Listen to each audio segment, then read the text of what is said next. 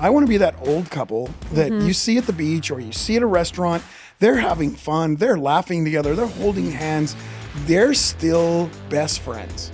And they're still in love with each other at the same time. And there's this depth to their relationship. Yeah. That doesn't just happen. No. You have to continually be going, okay, where are we at right now and how can we work at getting better at this? Yep.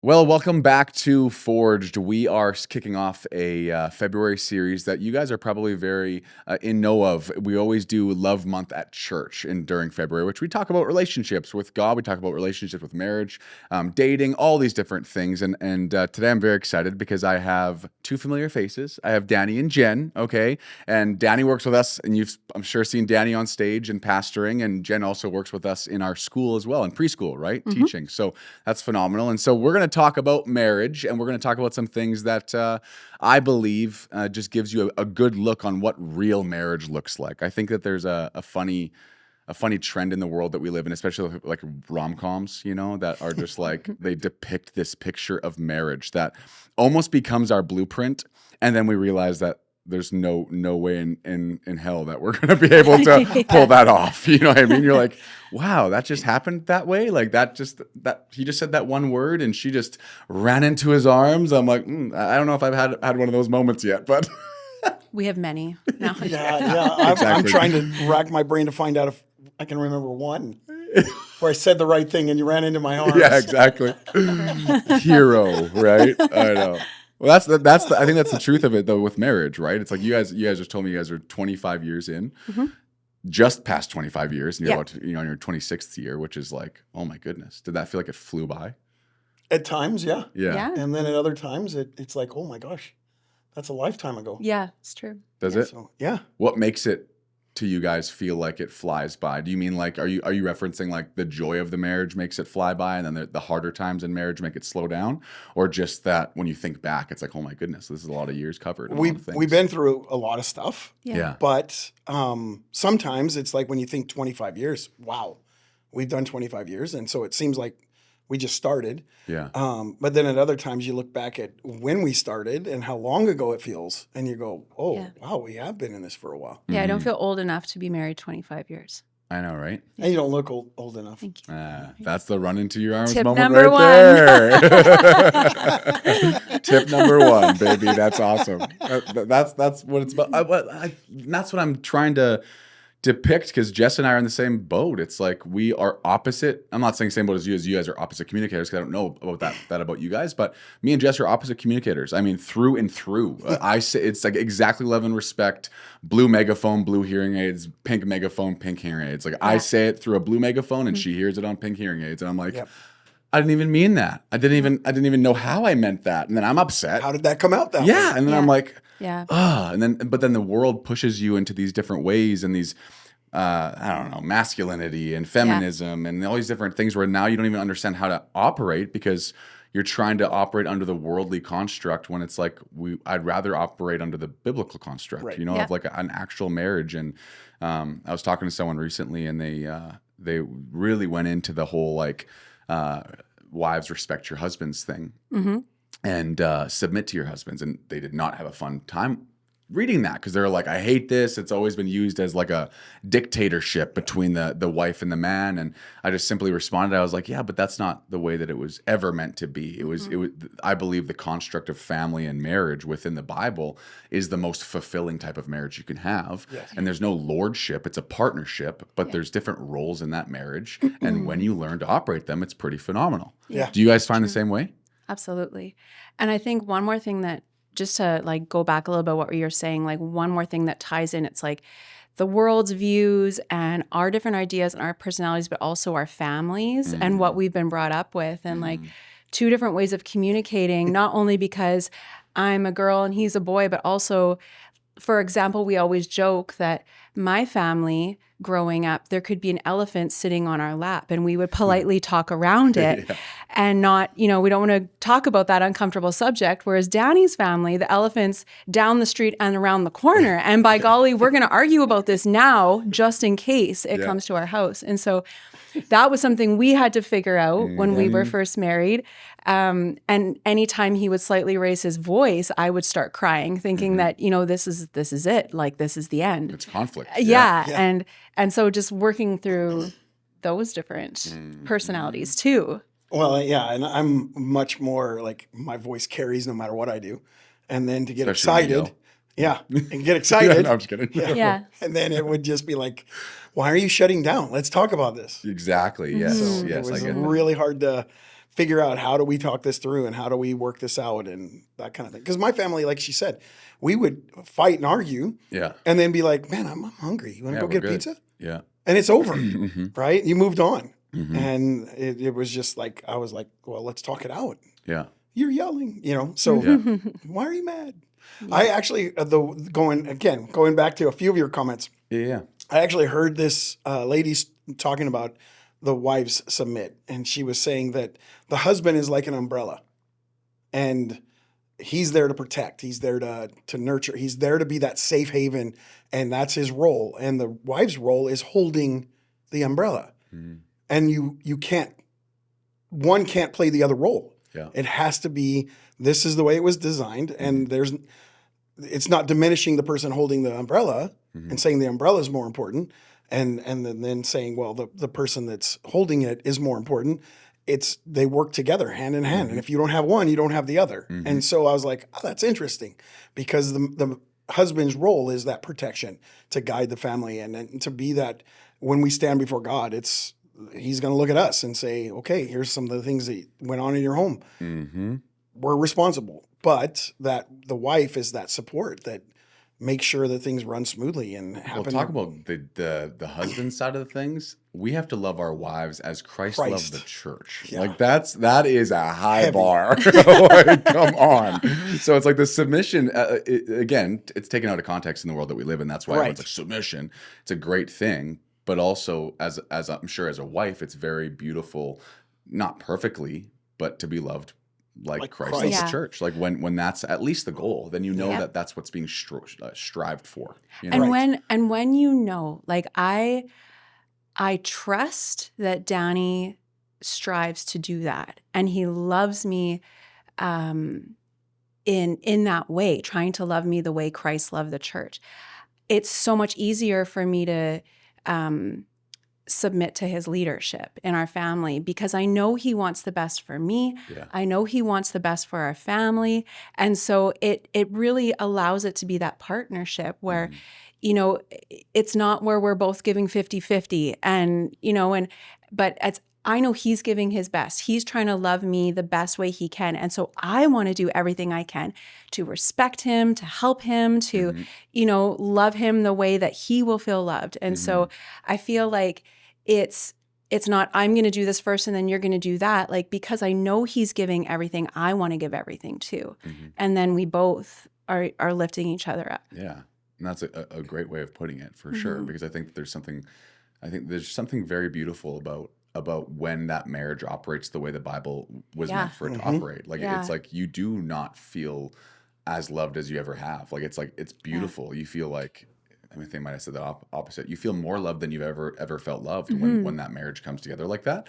But it takes time. It's not perfect. Like like that's the hard part too. Yeah. Like where did that connection happen? Because you say that now, 25 years in, Yeah. right? But that doesn't happen on I do day.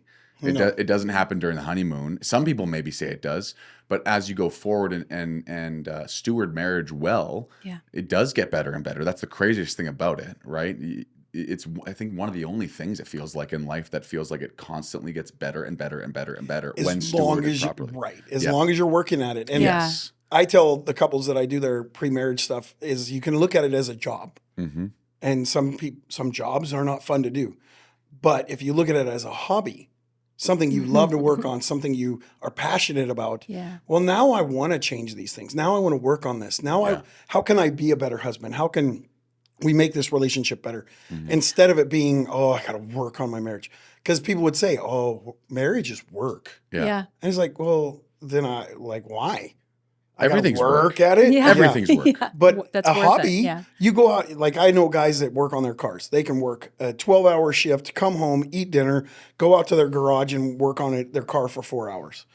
And it's like, really? Yep. But they love it. And if you look at your marriage that way, it's something you love to grow. Then it changes because now it's not drudgery. Yeah. It's not this hard work that, oh, okay, I got to go do all this hard work. It's, I get to. I get to have the opportunity to make my marriage better. And it makes your life better. Totally does. When this is, I'm hitting all the microphones. That's fine. When this is good, life just seems to be better. Oh, yeah. When this isn't right, it's like it carries into affects other every other relationships. area. Have you ever had to go from a fight to the stage to preach? Actually, before we were even married, we had to go from a fight to not to the stage to preach. I don't think you've had to do that, have you? I don't think so. No. Okay, that's good. I'm trying to think of that one, Those but suck. That's a hard message to preach. oh, and now I'm going to go tell other people how they need to live, but Yeah. I'm like, I don't feel like I I'm have it messed together at up. all. I don't know what to do, and then I have to Yeah. go up on stage. Like, oh, Yeah. sorry, keep going. I'm thinking about that time we got in a fight. I think it was our first year of marriage, and still trying to figure out like our roles, and and I really wanted him to go grocery shopping. oh gosh, But telling on me. he had made plans, I think, to go watch the Grey Cup or Grey something Cup, like yep. that. And I wasn't quite at that point where I understood like that was an important hobby to him, watching football and stuff. And I'm like, we need to go grocery shopping. This is more important. So we got into this big fight, and so finally I was like, fine, go to your Grey Cup. And then no, I got stubborn. no, I'm going grocery shopping with you. I'm like, nope. And so now we're fighting about he's not going. And so it literally, I had the list. He's like, give me the list. I'm like, no. And we're running around the house and get in the car. We both get in the car together. I We're like, ripped it in half first though. Yeah. And I'm like, you shop for this, I'll shop for yeah, this. not talking. We get into the grocery store. I go one way, he goes the other way. Complete opposite. I'll let you tell the rest. So I'm going down an aisle and this lady goes, oh, hey, Pastor Danny. Oh, no Are you way. going shopping for a Grey Cup party? And I am like fuming, and I'm like, oh, hey, how are you? And I'm all kind and sweet. Of course. And the conviction hit after she walks away. I was like, I can be a complete jerk to my wife and nice to this person that I barely know. Mm-hmm. How in the world can I justify this? Mm-hmm. All she wanted me to do is shop with her.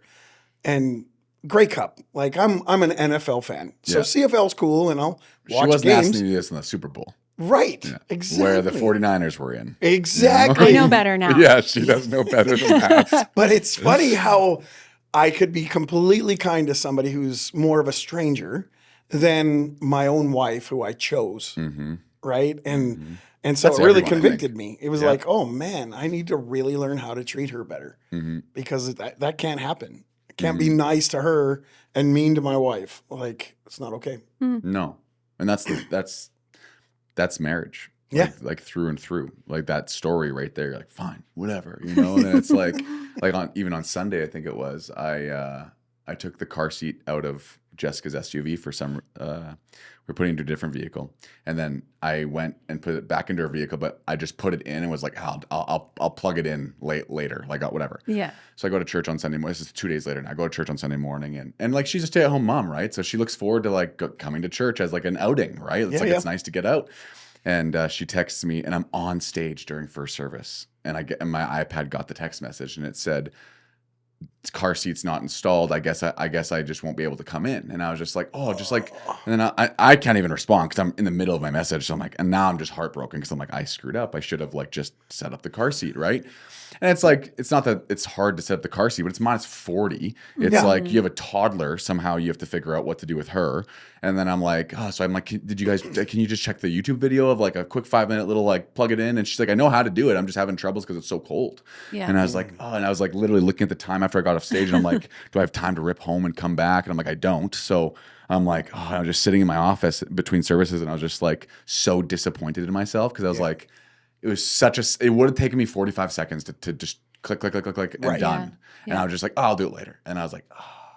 And it's just those moments, right? It's such a simple little thing, but it was a rift that got between us where we were just like, oh, and I got home and I could tell she was like, she knows I was like, it was a mistake, but she's still like, Disappointed. come on, like I was hoping to get out, right? And then Yeah. so I was like, I'm sorry, I didn't mean to. And she's like, I know you didn't mean to. I know that. And then, but it was just one of those things, right? Those marriage things that no one talks about. It's like that tiny little thing, you know what I mean? And it actually can, if Yeah. not handled correctly in that moment, can kind of steer you to have a bad day or a bad night or a bad week sometimes with certain marriages, right? But isn't And that then the it can- huge thing is talking about it, Yes. right? Like talking it through. And we know so many couples that those little tiny things, they build up and they build up. And now this other little tiny thing, and they hold these, well, I remember that time when you didn't plug in the car seat for me. And instead of like you got home and you guys talked about it and worked it out. And Yeah. I remember when we were first married. So during the Another story ceremony, about I don't know if I like Yes. that she's here. I like No. this. no, I like it. no, it's good. During the ceremony, there was a part your dad read that verse about like, don't ever let the sun go down in your anger.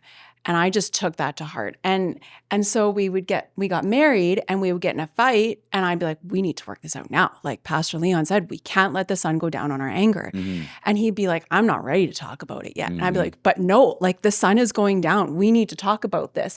And so then we would get in a fight about it. So I think talking about it is so important, but also knowing the time, Yeah. like when it's a good time. So like, for example, before bed isn't the great time. Like, but yeah. Yeah. Just a disclaimer, Yeah. I'm way better at this now. Yeah. Yeah. Yeah. Yeah. Well, that's the beauty of it too, is you do get better. You do. And sometimes it's like the miscommunication's always, at least I have figured a little bit of it, at least, maybe not 100% of the time, but is that I just don't understand her feelings in that moment. And that's all I have to press on. Like, okay, I'm sorry that I did that, but more importantly, like, what did it make you feel, I guess, right? And it's like, well, I just felt like, I know it's something so little, but I just felt like you didn't really think about us and realize that like my whole week is this way, right? And it's not like I get to go out that often. And if we do, it's grocery shopping and fun stuff, It's Yeah. nothing like that, Yeah. right? And then you start to understand from her point of view and you're like, okay, because we can get so sucked into what we do. Well, I was so busy that day. I'm at church, I'm preaching. Right. I was up at 5 a.m. that morning, whatever it is, right? And you start to justify why you did something. But it's like, we're not like, I think it's very difficult to not assume it was ill-intentioned, Yes. right? That's usually the bad part. It's like you can Yes. just stay away from intentions and go, you screwed up, say sorry, move on, and we're fine, right? Then we're good. But sometimes you just think like you apply the intentions to it, right? And Yes. you're like, oh.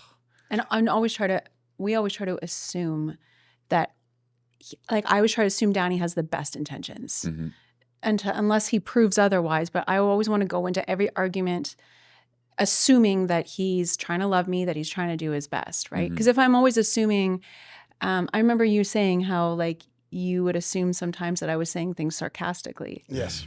because of My upbringing. yeah. It's interesting to me how much you bring in from your childhood or family. Mm-hmm. So my family, sarcasm was a love language. And so when she would say something, even if it was a compliment, I'm waiting for the snarky add-on, Oh, yes, yeah. right? And so I'd be Yeah. like, and she'd be like, I mean that. And I'm like, what? Because Yeah. I just didn't get it. Yeah. And so it took time for me to realize when she's saying something, she's not saying it from that sarcastic, snarky kind of attitude that my family would. They would give you this compliment and then they would have this backhanded slap that came with it. And it was in humor and in fun, but when you get married, that's kind of what you're expecting your spouse to do. Well, where's the difference between, so you've obviously married a lot of people, like officiated, and I haven't done too many. I've probably done like 5 or 6 in my lifetime. But what? He did 14 this year. I know. You told me that yesterday. I was like, I do that in a weekend. No, yeah, I'm kidding. exactly. That's one day for me. Yeah. And where's that line? Because back to intention. So there's intentions, and now 25 years in, like you guys know each other's intentions. Like you've at least shown it. You don't think so? I don't think you can ever assume that fully? you know someone's attention. Well, yes, you right? can't judge Yeah. the heart like biblically. Yeah. But I guess probably like, Yeah. or probability wise, you're like, well, he's shown We me know each other. through 25 years that this can happen sometimes, or we can get angry, we can argue, but within a day or two, we're back to We're gonna normal. work We're it doing, out. you know what I mean? Yeah. Whereas in the first bit Yeah. of marriage, you don't have that history. That's You true. have dating and stuff, Yeah. but Yeah. I feel like sometimes there's not something you can pull from in there. Whereas you guys have tons of stuff to pull from now, Mm-hmm. right? Right. Times where you guys, I'm sure, messed up and didn't have the best intentions or whatever it might be, but you go straight to intentions too quick. Yeah. But a new married couple is like, well, we just got married and we're learning to. My biggest thing that I told new married couples was always just like, look, you have a normal from your family, you have a normal from your family, and now you kind of have to forget those normals and make a new normal together. Yes. Yeah, it's There's true. going to be baggage that you bring in, of course, and you have to deal with it. But that's where I was like, where does that line happen, right? Because me and Jess are 8 years in. This is gonna be 9 years in July, and it's like I'd say we're way more on that side of understanding that now. Like arguments end way quicker because you understand. I don't know. You get to see the actions of that person, and that those actions kind of tell you what to expect going forward, right? And you're like, okay, well, I know you didn't mean this, and I know you're probably just tired and woke up a little bit on the wrong side of the bed and whatever. But that line, I guess, is all I'm trying to say with newly marrieds that might not have the history together to quickly solve something because it's like, I know them. They're just having a hard day. Or, oh, Danny's just peopled out. He's been with people too long. He needs some time by himself. Or it's like, oh, Jen just needs to relax and go take a bath and just read a book or whatever it might be that Jen loves to do.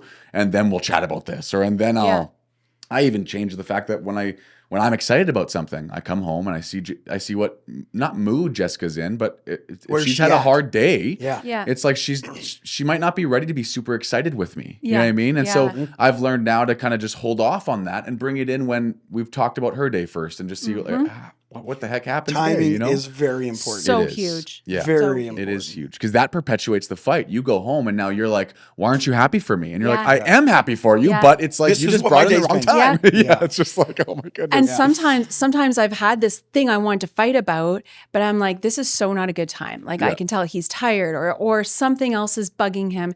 And then I wait. I say, okay, I'm going to just wait to talk about this later. And then, like the importance of it just kind of dwindles away too. And then I realize, it wasn't really that big of a deal anyway. Right. Which ones are me issues and which ones are us issues. Yeah. Like, there are so many things that I look at and go, is this really something that I feel like she needs to work on? Or is this, hey, I can deal with this. And I joke and we laugh about the fact that like I'm better at it, but I still do it. Leave cabinet doors open when I go get food. And it's because I move on from what I was doing to something else. Yeah. And now the girls do this too, but she's better at it. But what they would do is they would finish a roll of toilet paper and they would just put the other roll on top of the roll. Of the empty and not put it on. They would just put it right there on top of the empty one. Oh. And I'm like, what are you doing in the washroom that you can't take 3 seconds to put the new roll on and throw away the old one? And at first, it was like really bugging me. Yeah.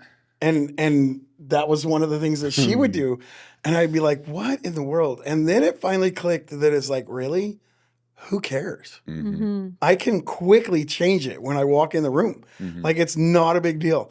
Why make that an important fight when it's so minuscule? And I think that's what a lot of couples don't quite grasp right away is they want to fight about and fix everything. And it's like, well, does that need to be fixed? Like, it's not a big deal. And I grew up in a home where my dad, if you left the light on, he would just like, he'd let you know loudly and be like, what are we, the ones that pay hydro? Are we the family that pays hydro? You know, and so you'd feel you're like, bad. yes, you are. Yes. No, just kidding. But you would have to run upstairs and he would stand there right next to the light switch.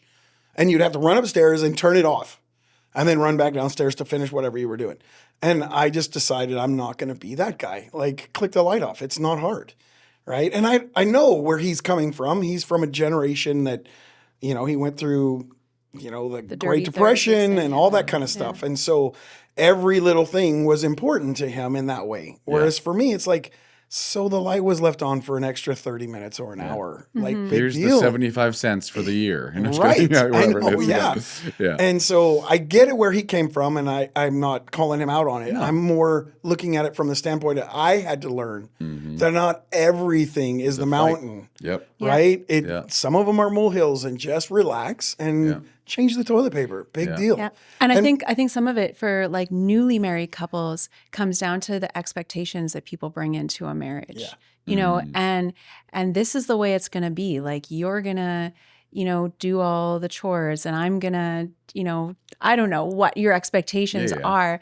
But I think like probably one of the biggest things we talk about with newly married couples is just trying not to have too many expectations and just learning how to love each other and how to get to know each other. And, and if you find you're getting angry because, well, he never does the dishes. Well, have you ever talked about it? Have you ever, Actually told him that you would like that. The whole opening the cupboard things, like I used to work 12-hour shifts for CFS, and I would come home and I could literally tell you everything he did that day. Yeah. Every cupboard would be open, every dish on the sink, his laundry would be strewn across the apartment, and but I never talked to him about it. I never told humming in the him, bathroom to right? himself, having a good time. I've changed. He was a single guy. He had been single for 30 years of his life, and I never explained to him that my expectation was to come home to a clean house because I worked all day. So how would he know? Yeah. Right. And so I would get so annoyed with him and slam all the cupboards shut and make sure he hears it. Until eventually my lightning fast brain said, well, maybe I should let him know that I would really like to come home to a clean house. Yeah. And, ever since I've told him that, like, I know sometimes like 5 minutes before I'm on my way home, he's rushing to clean everything, but I appreciate it now, right? Because I know he's doing it because he loves me and he knows it's important to me. Yeah. But if I had never kind of explained or understood that was like an expectation that I came into the marriage with, then how would he know, right? So... But I don't even know if you would know that was an expectation. That's true until you're actually in it. Yeah, that's and true. that's what a lot of couples don't realize is they're going to discover things about themselves and about that person because you're now living together. Yeah. So how does this function? How does this work? And so the first few years of marriage is discovering all those things, and really having a good sense of humor is important. Being able to laugh at our idiosyncrasies, because we have them. Yeah. We're all going to do weird things. Mm-hmm. It's just the way it is. So learning to just kind of laugh and be like, oh, okay, that does annoy you. Like somebody could be really frustrated when you chew with your mouth open, right? If you don't voice that expectation, how do you just get mad while you're eating dinner every day? You know what I mean? Like you're angry at this person. Well, did you tell them? Mm-hmm. Or is it just, well, they should know. Mm-hmm. Where's their manners? Mm-hmm. Well, not every Maybe their family didn't have manners. Right? Not every family taught that. Yeah. So you have to actually realize that you got to talk those things out and not hash it out as like, this is a bad thing. You can present it to each other in a way that actually causes them to want to change. Mm-hmm. And I think that's a very valuable thing to learn is how to communicate well to each other. Because I can communicate well to people that are like me because they're like me. Mm-hmm. So let's be like a bull in a china shop and let's just deal with it. Whereas when you're dealing with somebody who isn't used to being confronted head on, how do you learn to bring in something that's important? And that's a key. Like not just trying to treat everything the same. Yeah. Because you're not the same. No. So I remember when I was when we were going through premarital, me and Jess, it was like you had this want to figure everything out before you got married. It was like you talked about the weird, like now that you think back, it wasn't weird when we were talking about it, but now you're like, we talked about everything. And it's like, and nothing was the same as what we talked about. Right.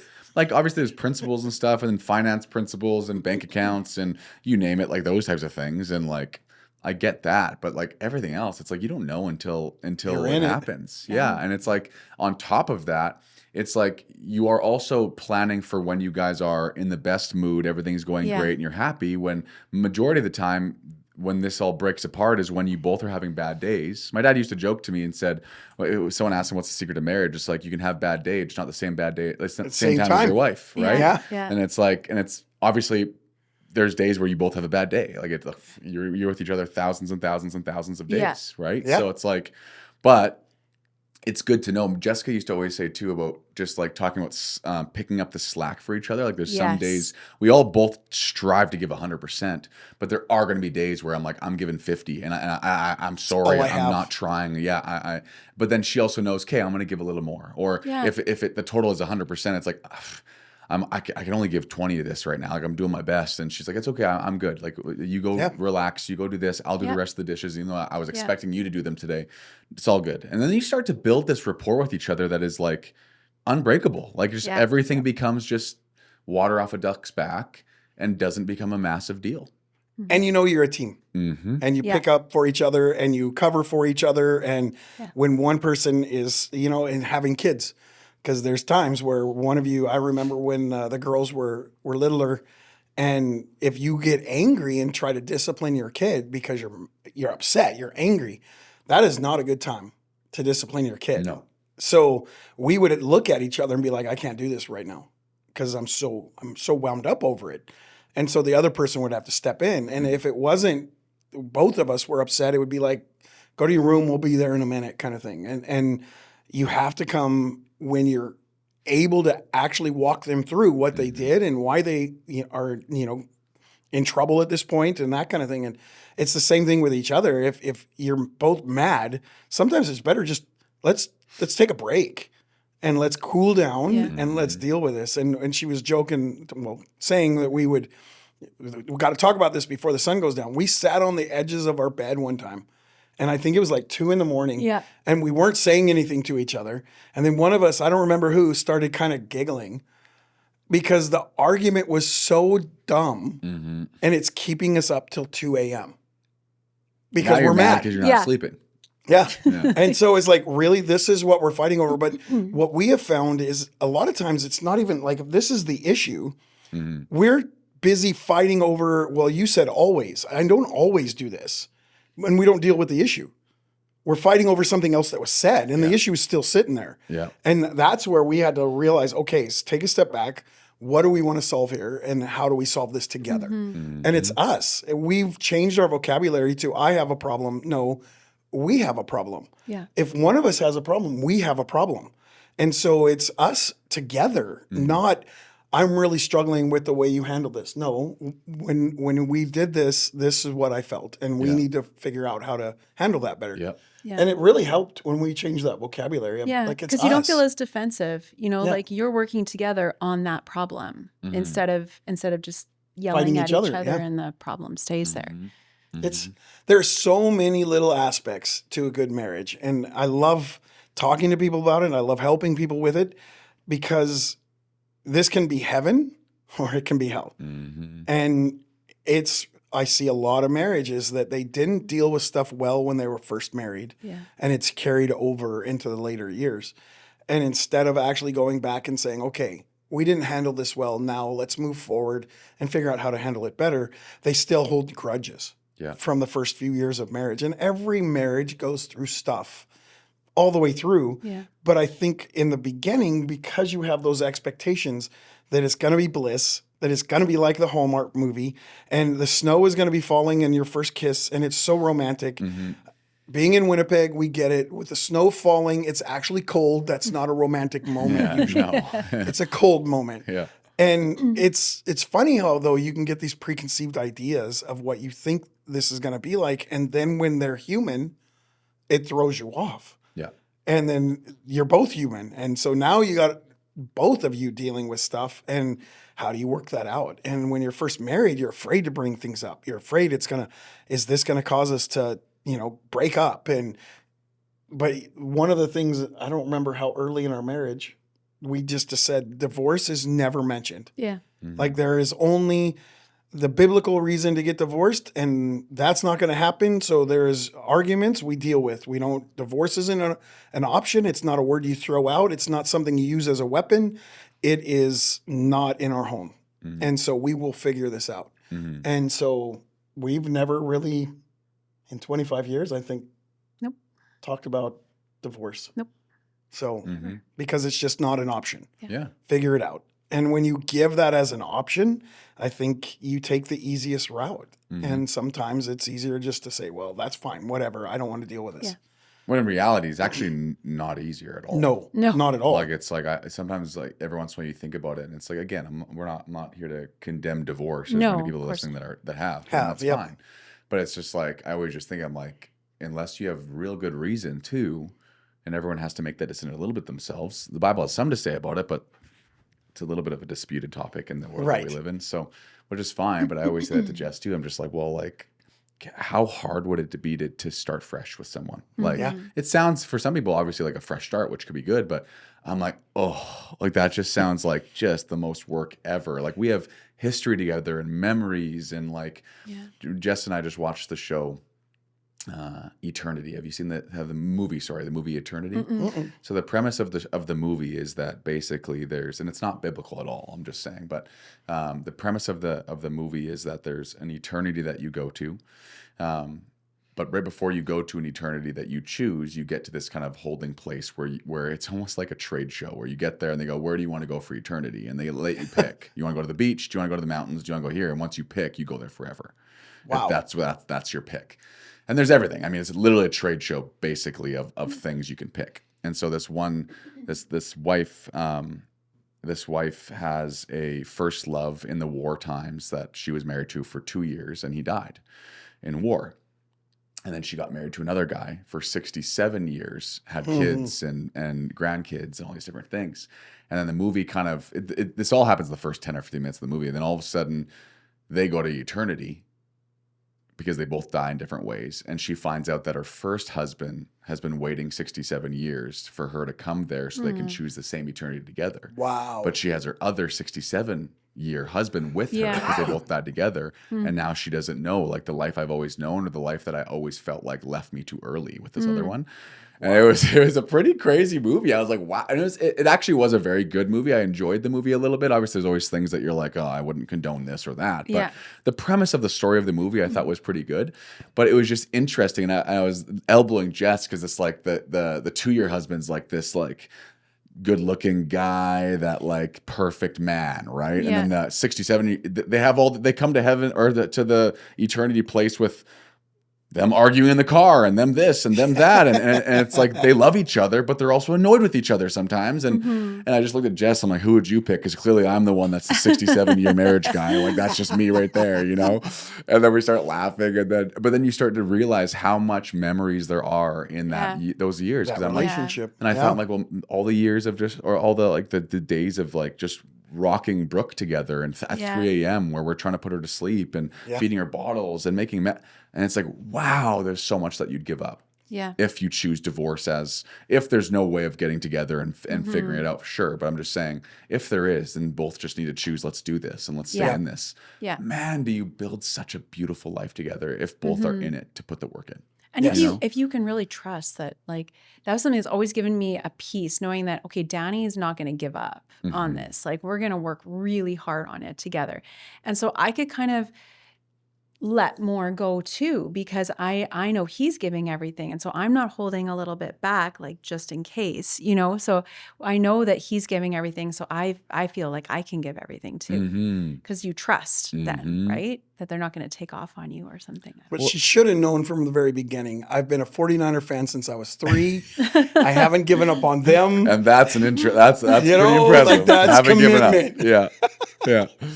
Oh my goodness. I know. Well, that's the beauty of it. Well, and sometimes it takes, like, what I've learned even, and this is a third of what you guys have been married almost, but it's like, what I've learned is that the 8 years when you put in the work in has proven times where you get to experience when you put all of it in. You know, when I put all the effort in to make her feel loved in the ways that she experiences love, you start to see that reciprocation of, wow, we just love to love each other now. Like, it's like that's what it is. And then you start to feel that. And that feeling is very addicting. Like, it's very, it's love. It's true love, I guess. That's why, right? It's just like this unconditional, like, I trust you. We've been around for a long time. I know that you what you kind of meant by this. Like, don't worry, it's all good. Or you had a bad day here. I took care of you. You took care of. It's just like this reciprocation starts to, you get into a really good flow, I guess, right? And 1 Corinthians 13 describes what love is. And if we can do that with each other, it's funny because a lot of times we look at, oh, I got to love others that way, but I got to love her that way first and foremost. Like, this is the most important on this planet as far as earthly relationship. And then everything else will stem from that. And if I can't love her that way, how am I going to love somebody else that way that I barely know? Right. And so it's that commitment to, I'm going to continue to try to love you like Christ. And this is the way the Bible says it is. So this is what I'm going to try to do. And it's funny how little things that people say and books that people have gotten hold of, they're good, but they're not all truth. Mm-hmm. So the 5 love languages, right? Okay, so she's this or she's that, and I'm going to love her that way. But it's so easy to put somebody into a box with those things. And so I was like, oh, but you're not doing what I need. But then when I stopped and looked at all the things she was doing that are her love language, so she's an acts of service person. And so like tired, frustrating day at work, whatever it is, she comes home and she still makes us a meal as an act of service. Mm-hmm. And I'm going, well, you're not touching me. Mm-hmm. But I had to stop putting her in a box and saying, oh, you got to do it my way or you're not loving me. Mm-hmm. Because she was loving us. I just needed to see it. And so, yes, we still talk about, like, I still want physical touch. So I try to create those moments. And sometimes that can be a little frustrating for her because I'll want to hug when she's like, oh my gosh, I'm just trying to get ready for work. Yeah. Like this morning. Yeah. So I just want to hug. Mm-hmm. And so I have to pursue getting from her my love, right? In that way. But you put somebody into a box and say, these are the only ways you can love. Mm-hmm. No, there's all kinds of ways you can show love. And then one of the other ones that just makes me, it's got a bit of truth, but it also hurts, is a happy wife, happy life. Yeah. It's not my job or her job to keep each other happy. Yeah. Mm-hmm. Right? We get our relationship with God and our joy from that relationship. And then there's joy moments and happy moments that we get. But if I put my happiness on her or she puts it on me, well, that's going to be a road for disaster because you can't keep somebody happy all the time. No, You you can't. can't. And so there's in those, like in that book, the 5 love languages, and in those comments, there's enough truth that people are like, this is such a good truth. Yeah, but it's also could hurt you if you, this is the way I feel loved, so you have to do that, right? And so that's where you have to mature in that relationship and really stop looking at the other person as this is my source. Yes, they bring great things to your life. Yes, they are there to do life together, but my source is Christ. Yeah. And if I don't have that established, she can't give me what God's supposed to give me. Yeah. Yeah. It's unfair to her. Yep. And we can go back to that in a second. You made me think of something too, is when you are reading books, marriage books, whatever, it's always good to read books, but sometimes if you're reading with the wrong intentions and you know your own intentions, you're looking to do the bare minimum that works the best. Yeah. You know what I mean? You're looking like, what's the bare minimum I can put in that has the best results, right? And it's not like we're choosing to do that, but sometimes you take a book and you're like, 5 love languages. Like, great, I can finally focus on 2 things. You know what I mean? Right. And it's like, well, no, the 5 love languages is meant to be, all of them are great and all of them do convey love to someone, right? And it does change your whole world when you can interpret things as love now, right? If she's acts of service and your physical touch, it's like, it's nice to, man, did you just expand the way that you can feel love now by just accepting the fact that an act of service is loving. You know what I mean? Yeah. Even though it's not what maybe you desperately want in that moment, but it's something that's pretty beautiful. You guys mentioned the Bible and Christ being that source and happiness and joy. That's a big one with marriages too, because I feel like some marriages do it well. But what do you guys do, I guess, in order to keep God in the middle of the relationship and, like, I guess, seek Him together? Because at least in my marriage, to give an example, I guess, I'm a pastor. I study the Word for a living. You know what I mean? Yeah. So it's like, so I know that I can't be the person to walk Jess through Bible studies, right? I want to as a husband for sure, and I will, but it's very important for her to have her own devotion life by herself too, in addition to that. Yes. Yep. Now, some of the most loving times we've experienced is when we're laying in bed and I pull the Bible out and we read together and I just read it to her and we just start reading. And it gets a good conversation. Like, she's like, oh, pause, what does that mean? And I'm like, I don't know. Let's look it up. And then that's a lot of fun. Yeah. But the source of the sustenance, of the strength, of the joy, of the peace you receive, I believe that's very much starts with a personal relationship that you have with God, 100%. right? So where's your guys' like marriage relationship with God, and then how do you balance the what's the word? I guess the solo relationships with God, if that makes sense. I think you said it really good the other day. We were talking about this actually. And I think a big thing for us, like we both have our own separate devotion time. And, same with you. He's constantly studying and preparing for messages and stuff. And I'm my cup of coffee in the morning kind of person, right? But our relationship together with God is very organic, I think is the word that you use. Like we're always having conversations about what we're learning and talking about like, oh, I listened to this message or I read this. And a lot of times it's in the car when we're with our girls too, and they're talking about it too. But so that's like, as far as Bible studies go together, we also like to listen to marriage books together. Sometimes it's when we're driving, just the two of us. Sometimes it's lying in bed at night. We'll just listen to a book on audio. But in that, like most of our marriage, it's been, like I said, just a very natural where this is what I'm studying. What do you think about this? And we'll talk about it together. And, but as far as the prayer part goes, I think it's something that we try to incorporate, again, organically into like, we're going through this, let's pray about it. We're wondering about this, let's pray about it. Let's get into agreement about this. Yep. And would you agree? Yeah, and I would say that this is an area that people can feel really guilty for. Yeah. Because I don't even know what the percentage is of how many people actually have their own personal devotional time with God. Yeah. So then you got to bring that into your marriage, and it doesn't happen the way you expect it to. And so you get angry or frustrated or scared that, he's going to think or she's going to think I'm not a very good Christian. And so for me, my whole walk with God is very, it's different because of the way my brain operates. And so I have to walk to pray because I can't shut my brain off if I'm sitting still. Like my brain's moving 1,000 miles a minute all the time. And so when I walk, if I have movement, I can pray where it really like focused. And even one of my daughters walked with me one time because I'll walk the building in the morning. And she was walking with me and I was praying, and she went home and was like, Dad prays about everything. She just didn't realize that that's, once I could slow my brain down, it would start to click. So even with us, like she was just saying, like listening to books and listening to podcasts or different things like that, I have to be moving for my brain to digest it. It's really weird. And I'm one of those people that have tons of stuff on the go all the time. And so hers is a little bit different. She doesn't think that way. Her brain doesn't operate that way. So it's hard to say, well, this is the way we're going to do it.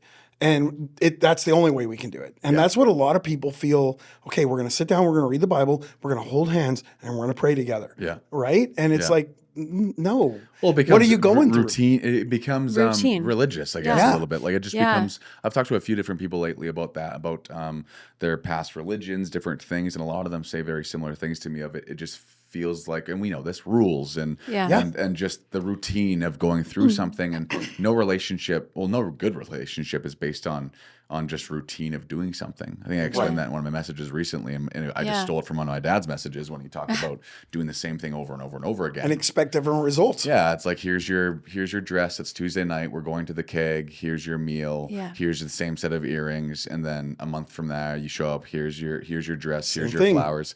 It just becomes routine. It doesn't become love anymore. It becomes like, it's in his calendar. And when it's in your calendar, and in your calendar, I don't mean just in your calendar, because there's actually a lot of things that I put in my calendar so I remember.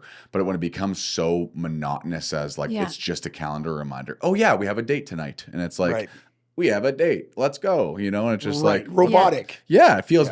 Whereas like the relationship with God, it's like it's not wake up in the morning, do your devotions. It's not go to bed and do your devotions. That could be a part of it. Right. That could be very good. It also could be driving and praying. It could be walking and praying. It could be anything. And I think people miss the fact that it's a relationship, and that relationship brings the desire, and then that desire kind of makes you add it to a lot of different areas of your life. Yes. You listen to a podcast, you have a conversation, you pray, and then you're like, and you have a desire to do it. Yeah. That's why. It's not just like out of routine. And then when we look back at some of the stuff that we go through, and we prayed about this, we prayed about this, we prayed about this. And we don't it wasn't like we sat down and we're like, okay, we got to pray about this. It just happens because that's a part of who we are Yeah. in our personal walk Yeah. with God is God, I need help on this. Yep. And that right there in itself is a great prayer sometimes because you're walking into a meeting Yeah. or you're going to visit somebody that's a friend that's sick and you're like, oh dear God, I don't know what to say to this person. You got to help me. Yep. That's powerful. And so even as a couple, just taking that moment to be like, God, we don't know what to do with this child right now. Help us. Give us wisdom. And that can, right there, is Yeah. a powerful moment in a couple's life. And then God's He's not just a part of our Sundays or a part of our prayer before we eat or a part of that, 20 minutes of your morning. He's literally in and out of every single moment of our life. And it's not, like you said, it's great to put things in a calendar. Like we schedule lots of parts of our marriage. Totally. But it's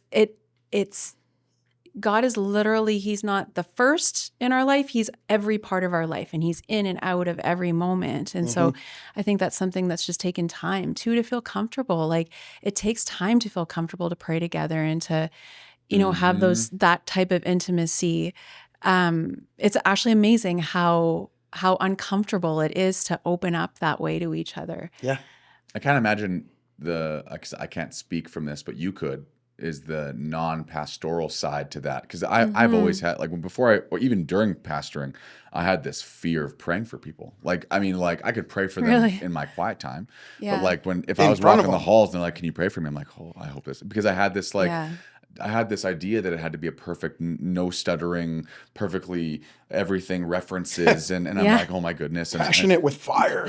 yeah, exactly, and you do hear guys who've been praying for a long time to people, and their prayers are fantastic, and you're like, wow, that was powerful, but it's like, and then you start to think, I can't pray like that right now. I've never prayed, so, and I had that even with Jess, where it was like we're married or even dating or fiancés, and I was like, it kind of feels awkward to pray for you. Like, but why does it feel awkward, right? But I couldn't imagine what it was like for her because she is not used to praying with people, Yeah. but I was, Yeah. right? So Yeah. it's like, that just made me instantly go back in my brain of how awkward it was to start to pray together. Yeah. It was very awkward. And a lot of people won't push past the awkwardness. And Mm-hmm. I teach, again, all the couples that I do their pre-marriage is that it's like a three-legged stool in your relationship. You have the spiritual, and you got to be growing that or else that leg gets weak. It's the emotional, the friendship side of this connection and intimacy. And then there's the physical touch, but also sex. And all those three, if we're not building those things and working at it, one of those legs gets weak and then the whole thing topples. And so you constantly got to be, how do I grow in this? How do I change this? How do I evolve in this as far as I want to be a better husband and I want to love her better. And each season brings new things. Yeah. So you're first married, there's no one else in the house. It's a little more relaxed. It's a little more comfortable. Things can happen all over the house. Well, now you have a kid. And now you've got to deal with that. And then you things have changed. teenagers. Then you have teenagers. And if you don't work through those things at every stage, that one of those areas is going to probably fall off or dry up. And you don't want it to do that in any one of those areas. You want to be, this is the way I picture it is, what is my target? I want to be that old couple that you see at the beach or you see at a restaurant. They're having fun. They're laughing together. They're holding hands. They're still best friends and they're still in love with each other at the same time. And there's this depth to their relationship. Yeah. That doesn't just happen. No. You have to Yeah. continually be going, okay, where are we at right now and how can we work at getting better at this? Yep. And I'm one of those people, and sometimes it's kind of even frustrating for myself, is I never want to stay in the same spot. I always want to be changing things. And I like change. I love change.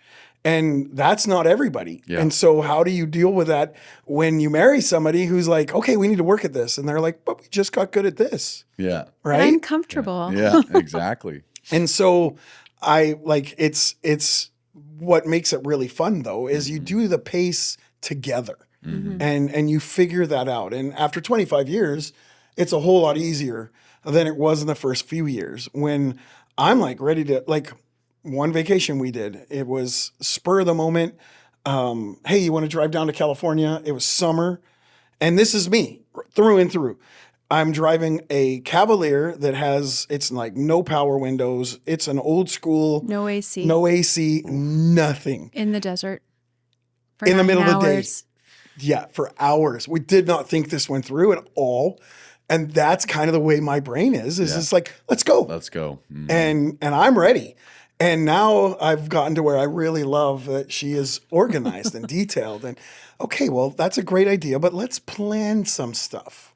And so over time, you learn to trust that in both people. Yeah, it's great that you can be spontaneous, but there needs to be some parameters around the spontaneousness. That's the problem with like social media and YouTube and even movies, I guess, is it shows the result but not the process. Yeah, so and true. you're like, that result looks amazing. I want that. And it's like, but you don't realize the process that took to get there, right? Yeah. Like, or I want to speak like you on stage, or I want to be able to do this over here, and it's like, or I want to be able to be as fit as this guy, and it's like, but you know how much time he put in to do that? Like, it became a desire in his to become that, or her to become that. Yeah. And social media will do that all day long now. It's hard. You see, like you said, you see an elderly couple that they're laughing and loving, and the definition that gives us is, oh, like, man, marriage must be like pretty simple. Like they've got it figured out. And it's like, no, they don't have it figured out. They've just learned to bring joy into every situation and learn to see each other for who each other actually are and accept each other for who we actually are. Right. Yeah. And of course you're changing. You're always changing. But I'm just saying that I was working on a message a while back, and I probably got to go back to work on it again. But just showing how Jesus, in what he did, you see this with like Zacchaeus, for example. It's like the acceptance of the person came very quickly before the transformation of the person came. Yes. Right. And that's really, I was like, that's like exactly marriage. You have to accept them for who they are. Yep. And the same thing what Jesus did for us, to give them the grace to change. Right. Yes. Now, you know, I love you the way you are. Let's move on from here now, though. Right. Yeah. You're not changing because I won't love you if you don't change.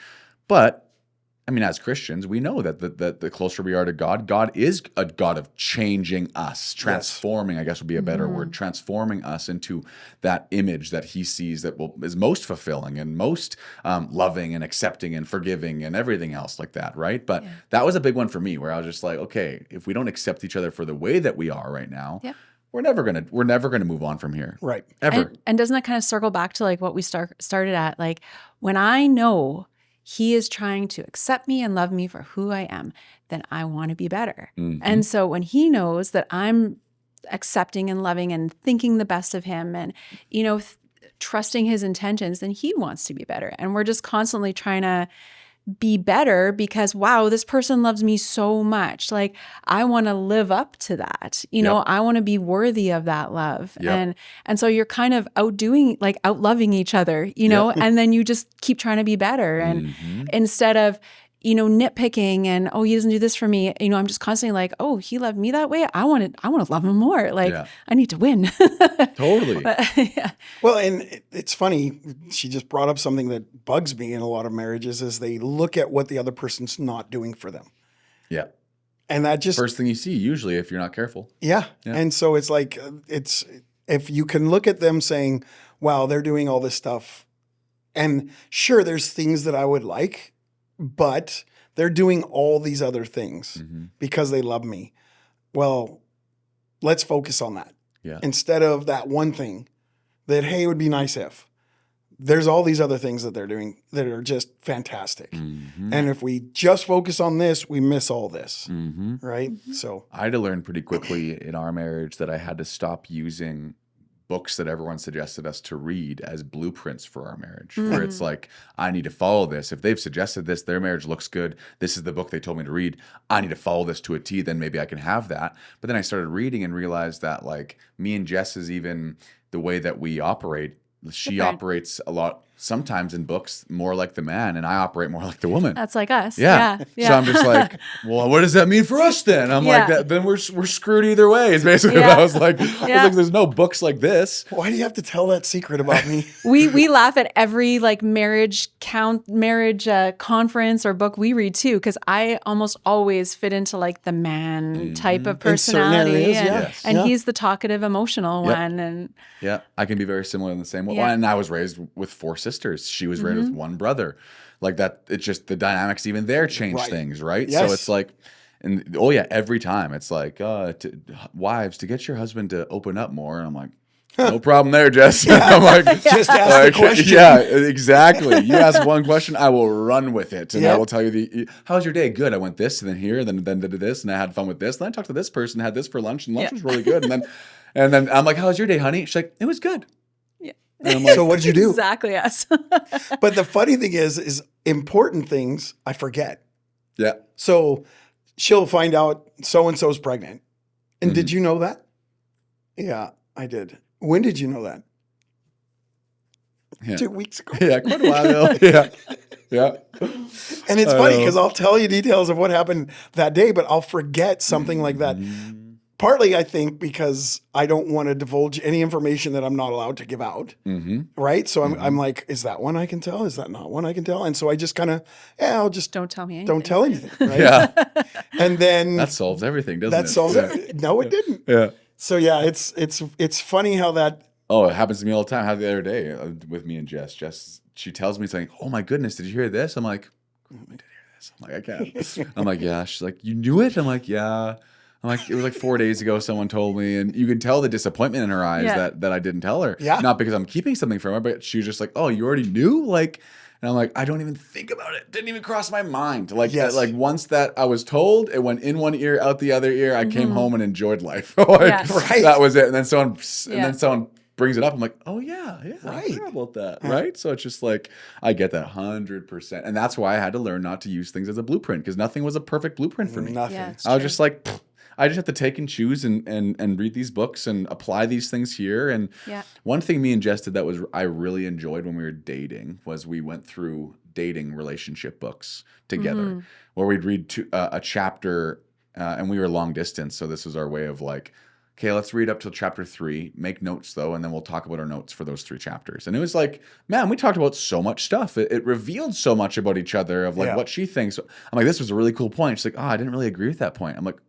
what? I'm like, what? This? And that right there, I'm like, what the heck? Like, come on. Like, this is like, is a standout point for me. And for you, it's like, I don't know. I'm like, but it started to reveal stuff, which was great. Well, even as you're married too, like I said, we've been listening to a book that we've been really enjoying about sex, and you're just pausing it and just, what do you think about that? Have you ever felt that? Like, and just having those moments of conversation and yes, after 25 years, I'm finally learning about sex. Yeah, exactly. Yeah.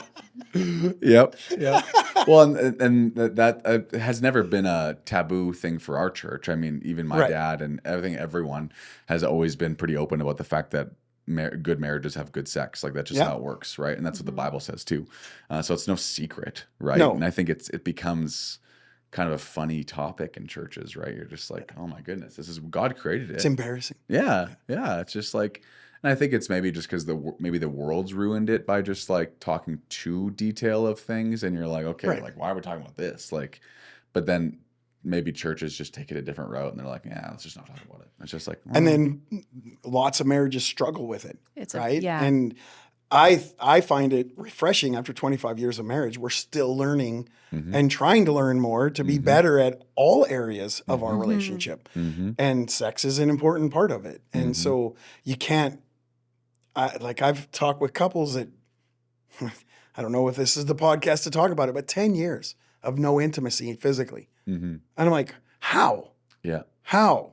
Like, I'm sorry, but we got to get that fixed. Yeah. Like right away. Yeah. Because that's not healthy. And I think sometimes I was going to say this earlier in the podcast with kids now, we have this ability, maybe I'm speaking for myself, but I have this ability to go like, I want to be everything I can as a dad to her, but not realizing that some of the best fathering I can do is show her how amazing of a marriage we have. Yes. Right. Yep. And so I make a big effort when I get home. And sometimes it doesn't work out because Brooke literally now she can walk, so she sometimes meets me at the door, and I'm like, well, I can't ignore you. You're like under 1 year old. No, I'm gonna go say hi to your mom first. Yeah. But if like she's holding Brooke, I always give Jess a big hug and a kiss, and then I go to Brooke, right? Yep. And it's like right now she's in a weird age, so she's not understanding everything she's seeing. If I ignore her, she just thinks Daddy ignored her, right? Yeah.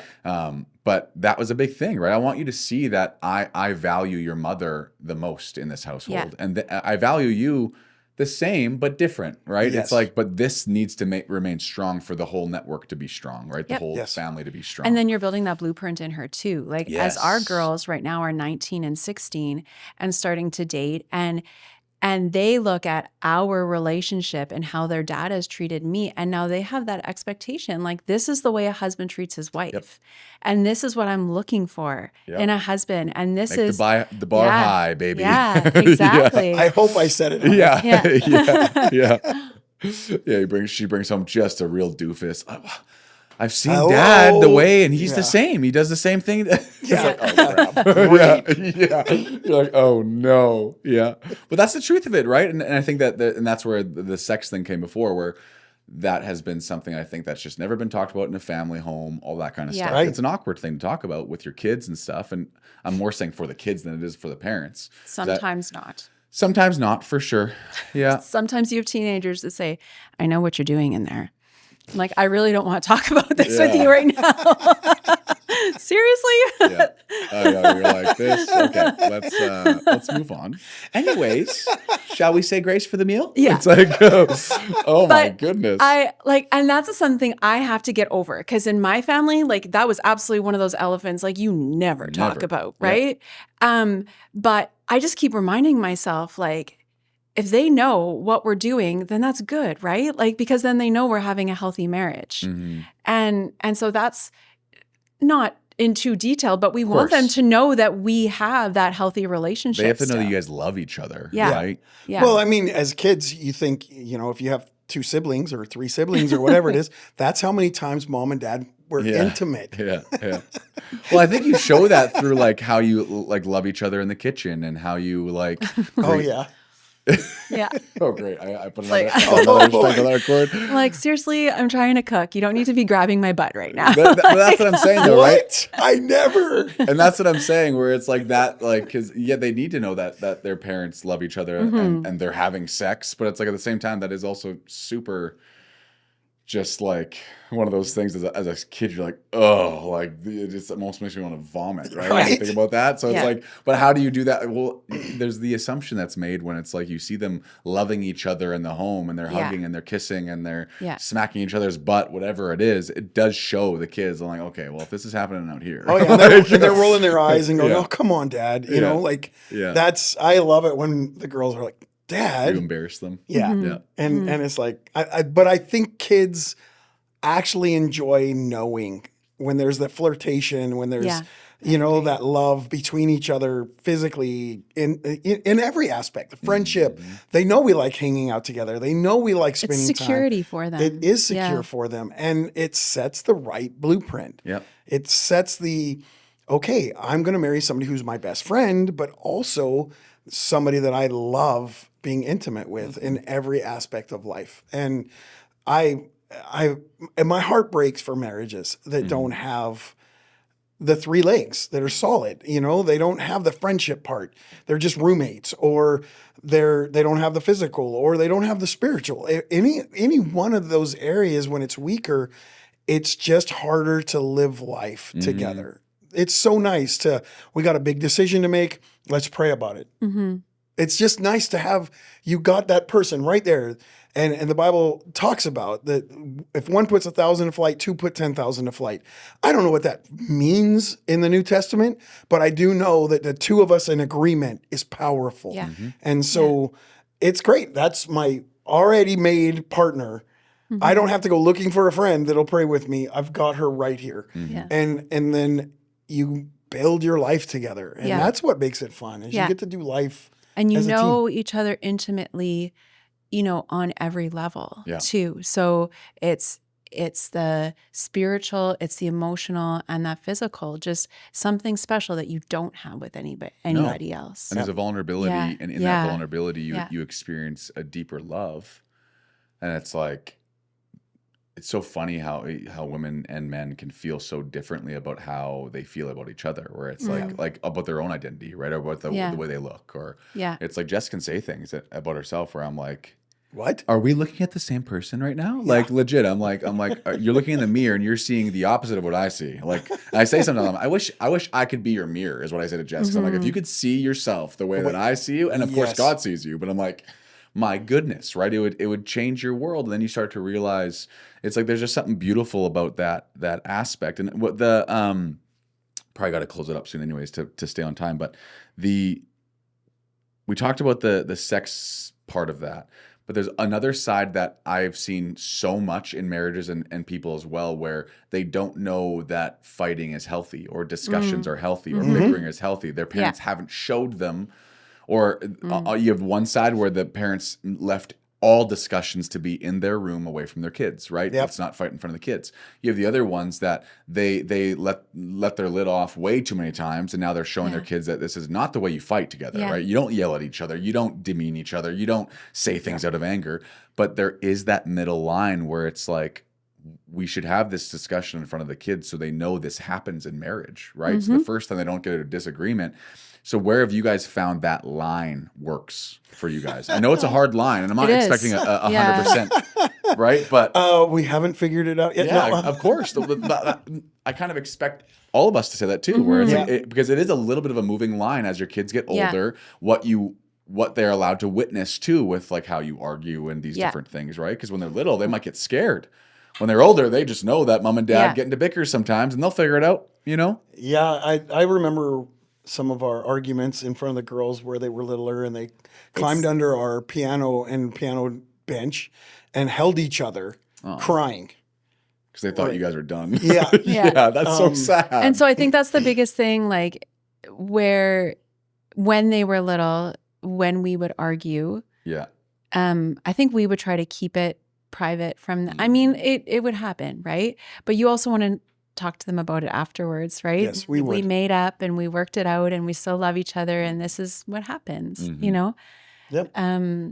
Now I find like we don't argue as much because I think we've learned to just like talk about issues right away. And this is really bothering me. And there's just more of an understanding. Yeah.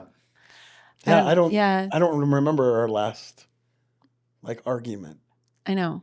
And like You part just of looked that, at me like you remembered well, it. no, she I'm just It was last Tuesday at 2 p.m. Yeah. No, I'm just kidding. But that's part of our personalities too. Like actually had to learn to argue because I'm a very passive person, and I will avoid conflict and confrontation at all costs. And so like I said, when we first got married, I would just like cower in the corner and think that our marriage was over just because we got into a little fight. And then I went to the opposite to where I'm just not going to deal with anything, because then at least we don't have an argument.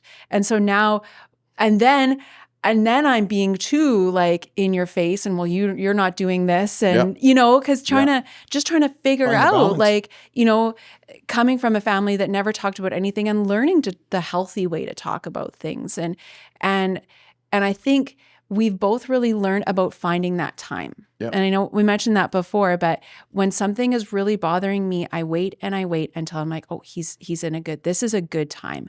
I need to bring this up. You know, I've been noticing this, or, you know, I've been feeling this way. What do you think about this? And then it never really turns into a big deal because we're both kind of in that mood to talk about it and work it out.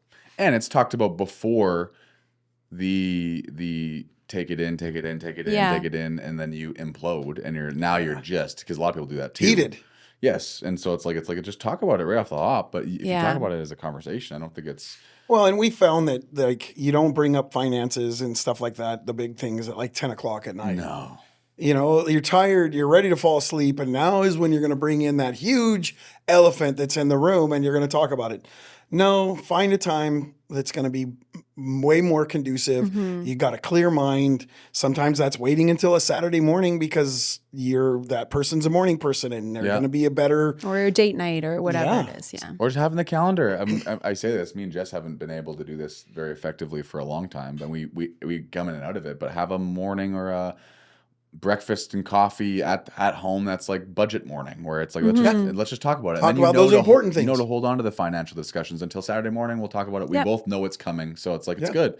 But yeah, I'm that person though. I mean, like not anymore, because I get up so early now. I'm like, once 9, it's we're old. It feels like now. It's like, I'm like looking at the time. I'm like, it's 9 p.m. I said, should we start getting ready for bed? And then she's like, Yeah, I I'm think we tired. should. Yeah, our kids tuck us in now. Yeah, exactly.